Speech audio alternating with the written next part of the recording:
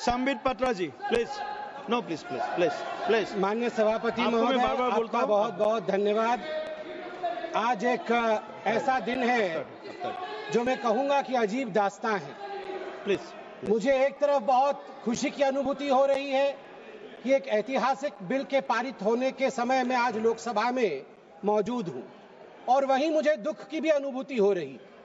हम सब भारत के बच्चे यहाँ बैठे हैं और यहाँ तकरार दो पक्षों के बीच इसको लेकर हो रहा है कि क्या भारत का एक पक्ष मुसलमानों के अधिकार को छीन लेगा, क्या भारत का एक पक्ष मुसलमानों को कहीं ना कहीं डरा रहा है, क्या मुसलमान आज भारत में सिमट कर रह रहा है।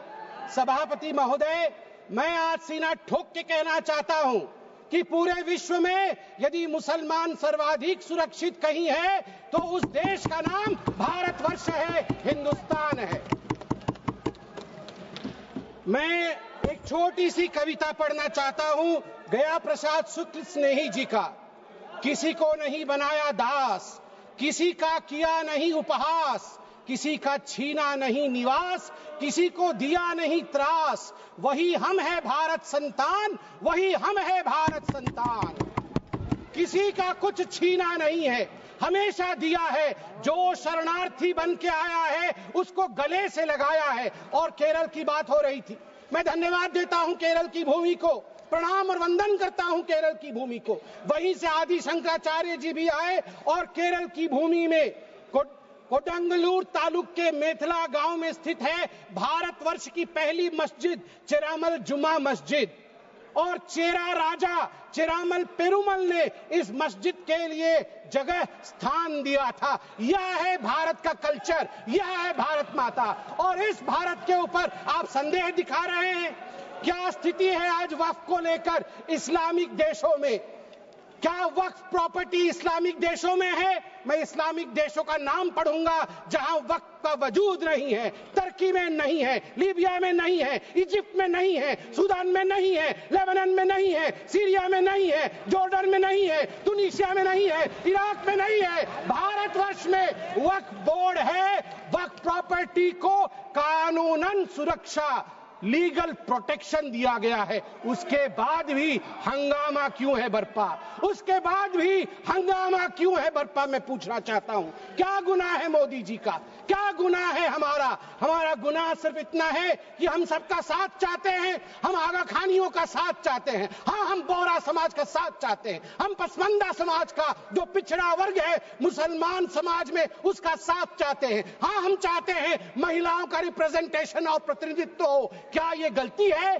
क्या मोदी जी गलती कर रहे हैं? आप बताइए। हम सबका विकास चाहते हैं, हम चाहते हैं वक्फ औलाद के अंतर्गत जब आपकी फैमिली लाइन समाप्त होती हो उस समय अगर एक बेवा हो, उस समय यदि तलाकशुदा महिला हो, उसको नजरअंदाज करते हुए किसी भी कीमत पर प्रॉपर्टी जो है वो वक्फ पे पास नहीं जानी चाहिए। ये अगर मोदी जी सुरक्षित महिला को सुरक्षा दे रहे हैं, सुनिश्चित कर रहे हैं, तो किसी को क्या दिक्कत हो रही है? मैं यहां कहना चाहता हूं, जहां तक दान, क्योंकि वक्फ का मतलब दान होता है और हर धर्म में, मेरी बहन अभी सिख धर्म के विषय में बता रही थी, मंत्री जी भी सिख धर्म के विषय में बता रहे थे, सेवा और दान, इसके आधार पर सिर्फ धर्म आज देश का विदेश में जाना जाता है।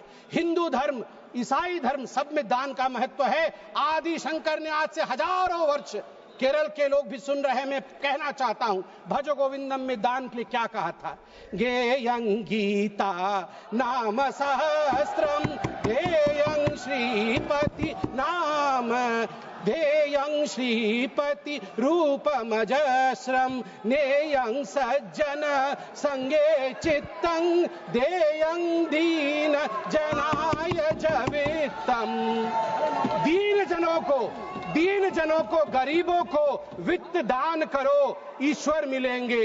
भगवान का नाम लो, गीता का ध्यान करो, ईश्वर मिलेंगे। और वही इस्लाम में भी ज़कात, सदका और सदके जरिए के नाम से जिक्र किया गया है। वक्फ जो दान की जमीन और पुण्य के लिए, परमार्थ के लिए, धर्मार्थ के लिए वक्फ बनाया गया है। वक्फ के बोर्ड में आज जो लोग कह रहे हैं कि वक्फ एक्ट में ये जो अमेंडमेंट है ये अनकॉन्स्टिट्यूशनल है, ये किस आधार पे कह सकते हैं? 1995 में वक्फ एक्ट आया, मतलब उससे पहले से चल रहा था। 1995 एक्ट के अंतर्गत अभी हम चल रहे हैं। 1995 के बाद आप याद करिए 2013 में भी अमेंडमेंट हुआ। उससे पहले 1954 में, 1959 में, 1964 में, 1969 में और 1984 में अमेंडमेंट्स या संशोधन हुए हैं। अगर वो सारे संशोधन ठीक थे तो आज ये संशोधन अनकॉन्स्टिट्यूशनल कैसे हो सकते हैं? मैं छोटे से एक विषय को रखना चाहता हूं। आज आप देखिए, सच्चर कमेटी ने 2006 के अपने रिपोर्ट में कहा था, सच्चर कमेटी ने कहा था कि उस समय 2006 में वक्फ के पास 4.9 लाख रजिस्टर्ड प्रॉपर्टी थी।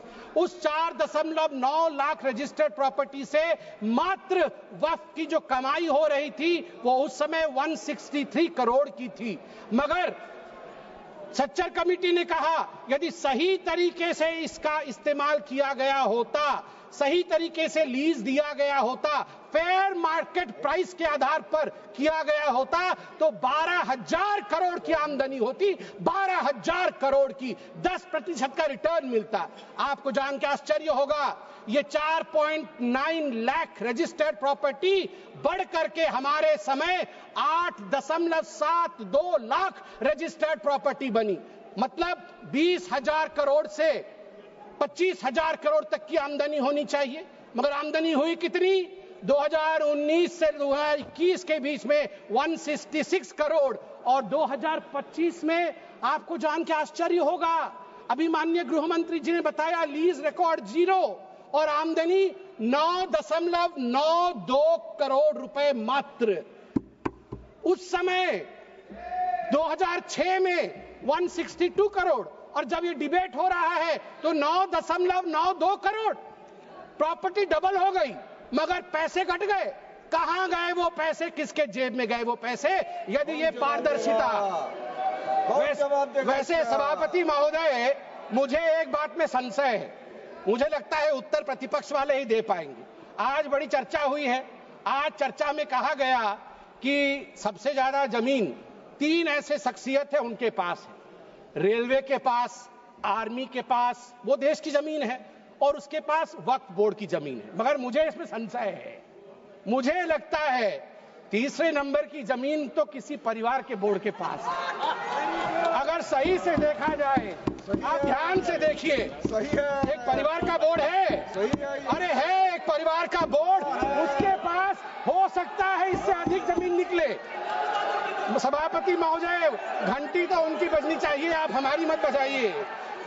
सभापति महोदय, मैं आपको, अरे मैं किस परिवार के बारे में बोल रहा हूं, आप क्यों विचलित हो रहे हैं? वो उधर हैं, उधर हैं। अब आप चिंता मत करें, उधर हैं, आपको नहीं। हाँ, उधर उधर उधर आप भी जानते हैं किधर हैं, उधर हैं। चलिए आप वक्फ पे आइए। देखिए, वक्फ जो ये संशोधन हुए, इसमें एक बहुत महत्वपूर्ण प्रावधान है कि लंबे पेंडिंग लिटिगेशंस ये नहीं होने चाहिए। मैं आपको एक आंकड़ा देता हूं, लंबे समय तक चल रहे कानूनी मुकदमे जो पेंडिंग लिटिगेशंस 2013 में 10,380 केसेस थे, जो 2025 में बढ़ करके 21,618 केसेस हो गए। अनाधिकृत घुसपैठ, एनक्रोचमेंट, ये सुनिएगा सभापति महोदय और सभी सदस्यों को कहूंगा, वंशी पोर्टल में टोटल एनक्रोचमेंट के केस 58,890 है।